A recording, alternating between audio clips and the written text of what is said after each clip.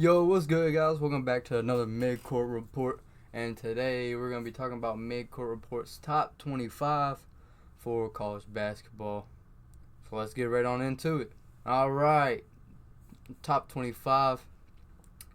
This is just an adjustment week, just so you know.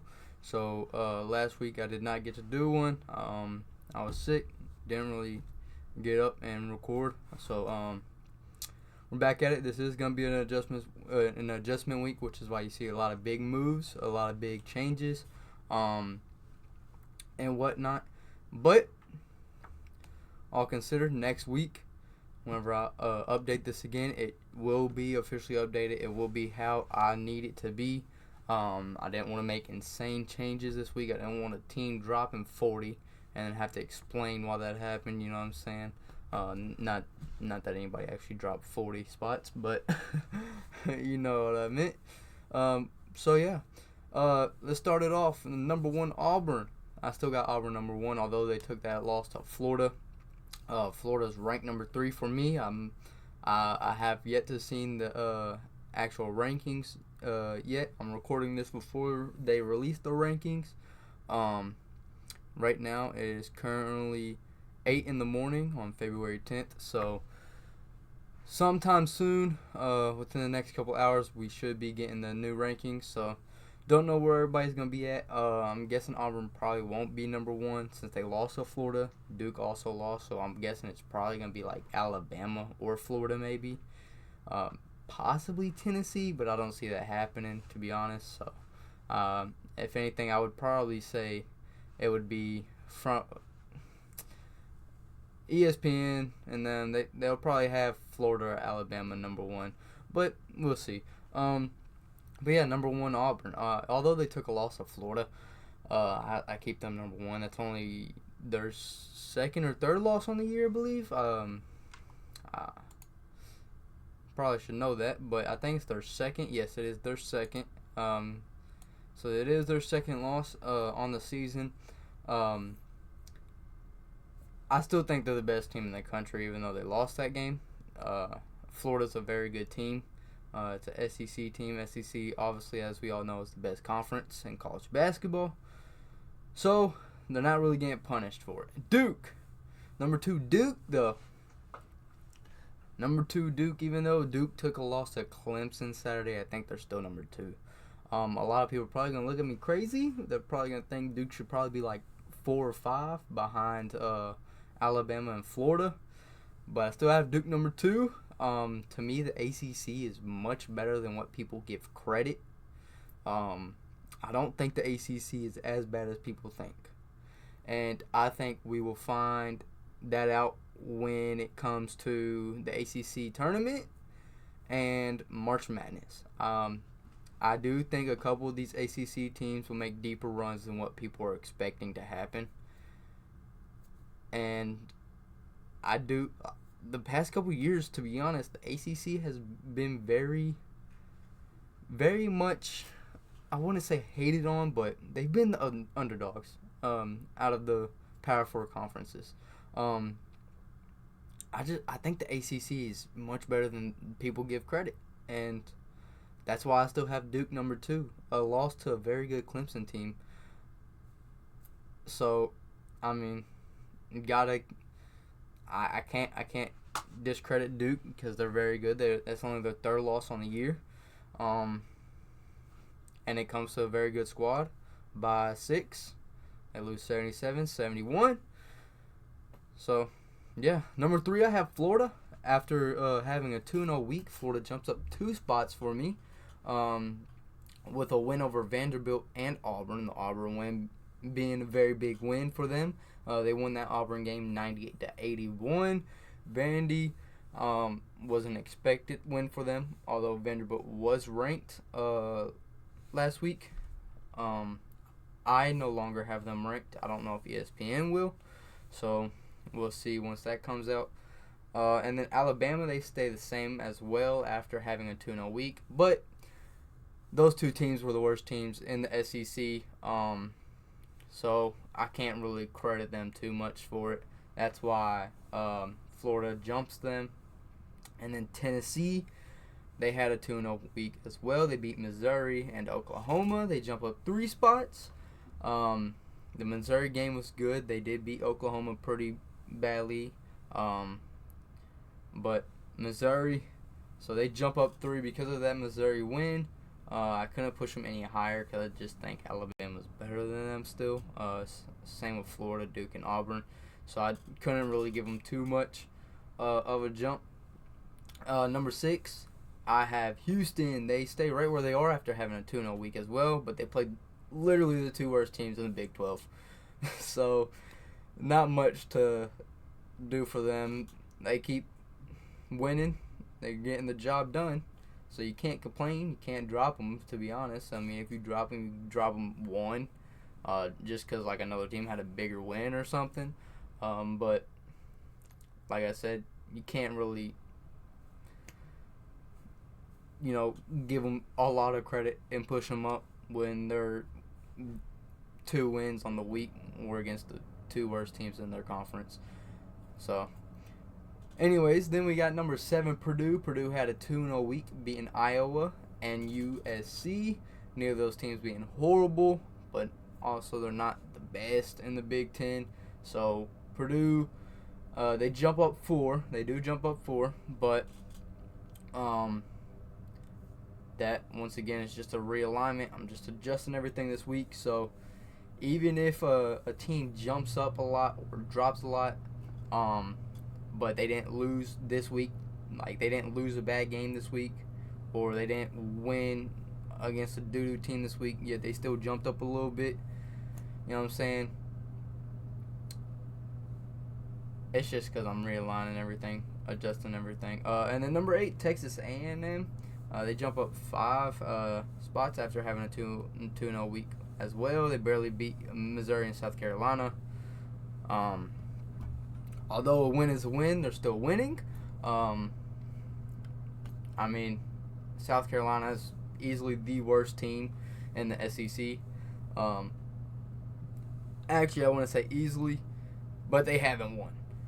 They haven't won an SEC game, so they're one of the worst. Record-wise, they are the worst. I don't know if they are technically the worst team if they were to play every SEC team in their conference.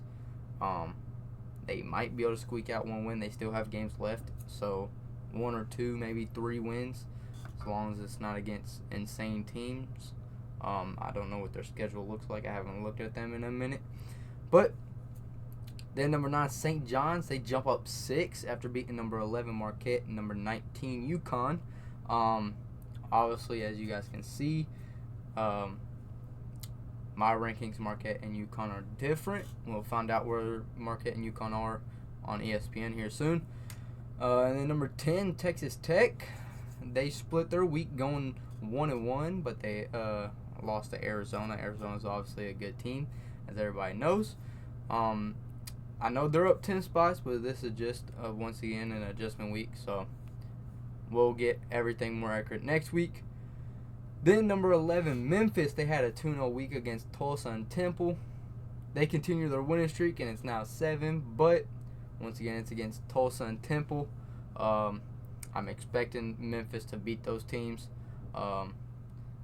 They jump up 8, though, because of the readjustment. They might fall next week. They might not. We'll see. Everything is going to get sorted out next week. And then number 12, Michigan State. They dropped 5 spots because of the 2 losses to USC and UCLA. They did just beat Oregon, but Oregon is not as good as they once were ranked. Yes, they are still good. Don't get me wrong. Okay, do not get me wrong. They are still very, very much a good team. They're probably gonna be getting some kind of votes for the AP or coaching polls. So we'll see once that comes out. But they're not as good as they were ranked at one time. Okay, so it's a good win, but it's not crazy. The USC and UCLA losses hurt Michigan State more than I think the Oregon win helped them. So, yeah. Moving on, number 13, Iowa State. Iowa State drops 10 for me because of last week's losses and loss this week. They lost 3 in a row to Arizona, Kansas State, and Kansas. They did just beat TCU, but TCU was a must-win game, and I was expecting them to win that game. So those 3 losses hurt them more than that TCU win helps. That's for sure. Number 14, Mississippi State. They had those 2 losses to Bama and Missouri. They barely beat Georgia. And they have number 3, Florida, coming up tomorrow. So that's going to be a good game. I would love to see Mississippi State and Florida tomorrow. That's going to be a good game for me to watch. And then number 15, Kansas, my bad. They dropped 5 after losing to Baylor and Kansas State. They didn't drop even more because they beat Iowa State. That's the only reason why they didn't drop as much. They could have dropped a lot more, but they beat Iowa State. Although Iowa State is still technically ranked above them for me, they beat them. So it's going to hold some kind of weight, even though Iowa State's on a 3-game losing streak. Number 16, Arizona. 2 weeks ago when I last did this, I did not have them ranked. Now they're ranked at number 16 for me. So after beating Iowa State and Texas Tech, they're now on a 6-game winning streak, with their last loss coming to Texas Tech. They have a game against Kansas State and then number 6 Houston. So I'm ready for that number 6 Houston game. Hopefully they beat Kansas State, and then we'll see about that Houston game. If they beat that Houston game, they could easily jump into my top 10, maybe top 8, depending on how bad of a win it is, how bad they beat Houston. So we'll see. Time will tell. Number 17, Kentucky. They dropped 5 for me because of the losses to Vanderbilt, Arkansas, Ole Miss. They stay in the top 20 because of the win against number 5, Tennessee. Once again, this is just a readjustment. So Tennessee, they did not jump up anymore because of the or go down anymore because of the loss to Kentucky. They didn't it didn't affect them. But for Kentucky, losing those games but beating Tennessee holds some weight for them. And that's because if they lose to Tennessee probably doesn't jump up for me anymore anyways if they beat Kentucky that game. But if Kentucky loses that game, they're probably 22nd or 23rd for me right now. But they're 17th. And then right behind them, number 18, Louisville. In-state rivals for Kentucky and Louisville right there. They did play this year. As we know, Kentucky is... Kentucky did beat Louisville that game. I believe it was only a 6 or 7 point win for Kentucky. But Louisville, after going 2-0 this week, they stay the same because of their loss to Georgia Tech. But they blow out Boston College, and then they beat Miami by 10. A lot of people talk about how they barely beat Miami because Miami's not a very good ACC team. But they didn't have their star point guard in Chucky Hepburn, and only 7 minutes into the game, they lose their starting center, James Scott, who had to go get emergency dental surgery.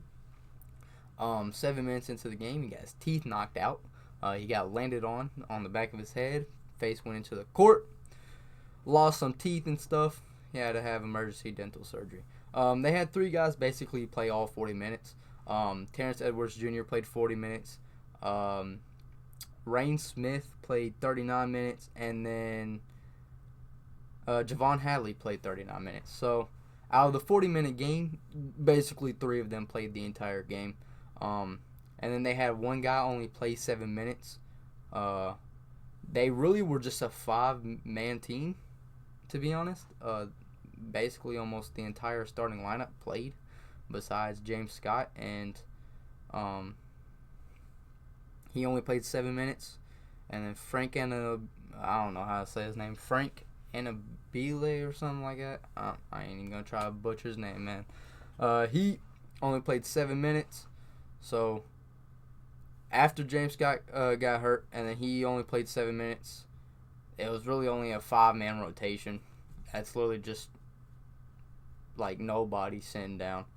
So they were very tired. You could tell they were kind of slow on defense at some points. But on the other hand, Miami was also hitting tough shots. They were hitting tough shots and they stayed in that game. But I have them behind Kentucky because of the head-to-head matchup. Kentucky did beat them. Kentucky also did beat Duke, who Duke also beat Louisville. That was earlier in the year. But I will go ahead and say, to be honest, if I think Kentucky and Louisville replayed each other, I think it's a different outcome. I think Louisville beats Kentucky, but that's a what if.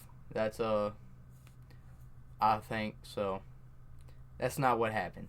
So we're gonna keep it how it is. Number 19, Clemson. Boy, oh boy, after beating Duke, they jumped 4 spots. They don't jump any higher because of the loss to Georgia Tech.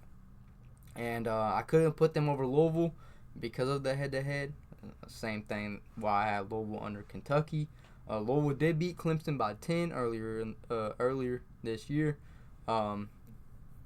Beginning of January, I believe is when it was. They did beat Clemson by 10. So they have the head-to-head over Clemson. They have the ACC tiebreaker over Clemson.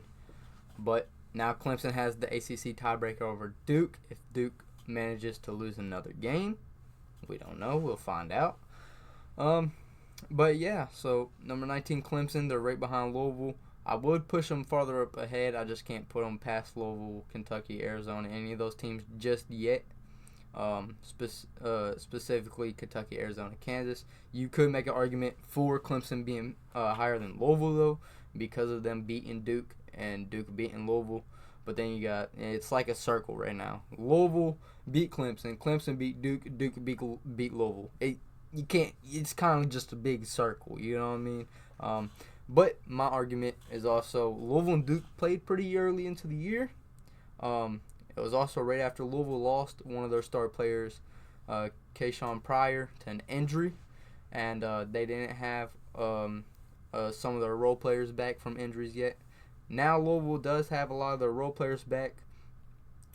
Chucky Hepburn and James Scott will probably play Wednesday against North Carolina State, NC State.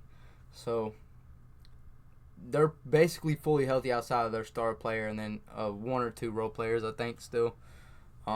But yeah. Then number 20, UConn. UConn jumps 5 spots after beating Marquette last week. But they don't go any farther for the loss to St. John's. Obviously, St. John's, we all know, is very good now. Rick Pitino's got them going in the right direction, that's for sure. So, yeah. I mean, you can't say much about UConn. They do jump 5 spots because they beat Marquette. I don't have them going any higher, though, because of the loss to St. John's. But I can't punish them for losing to St. John's by 5. You know what I mean? St. John's is a top 10 team in the country. We'll see where they're ranked at on here soon. On ESPN, it's normally what I check on. But, yeah, we'll see where they're ranked at in the AP poll. So, then we got number 21 Marquette. They dropped 12 after losing 3 games in a row. They lost to St. John's, UConn, and Creighton. They should have a good bounce back week this week. They played DePaul and Seton Hall, so they should win those games. I'm expecting them to win those games. Hopefully they don't drop another one. But they dropped 12 after that 3-game losing streak. Although it is against good teams as well. Once again, just an adjustment.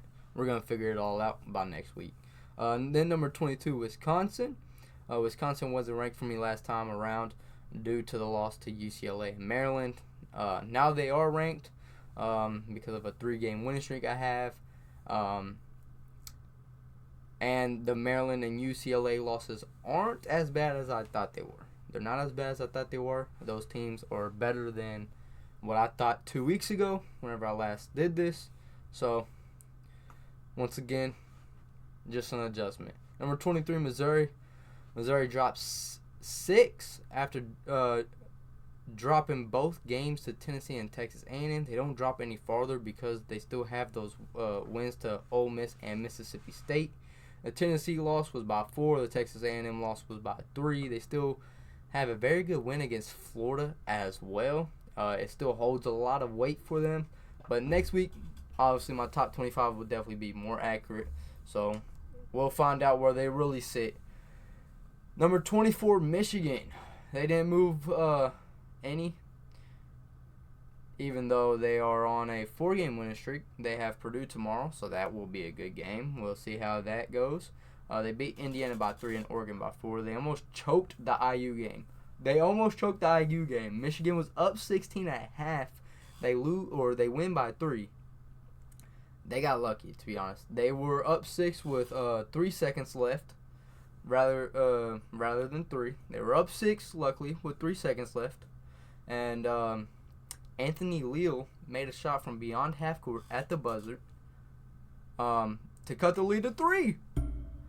So if Michigan was up by 3 and he makes that shot, they go into overtime, and they might have lost because all the momentum was in favor of Indiana. And that beyond half court shot at the buzzer at the end of the game to cut the lead from 6 points to 3 points showed that Indiana had all the momentum in that game in the second half. Literally all the momentum. If that game goes into overtime, I think Michigan loses and they're out the top 25. I really do. They're only still here, just giving them the benefit of the doubt. Yet they still won. They should have won by a lot more instead of 3, especially against Indiana, because Indiana does not look very good this year. But things happen. They're still winning, though. Number 25, Creighton. The Blue Jays are on a 9-game winning streak as of right now.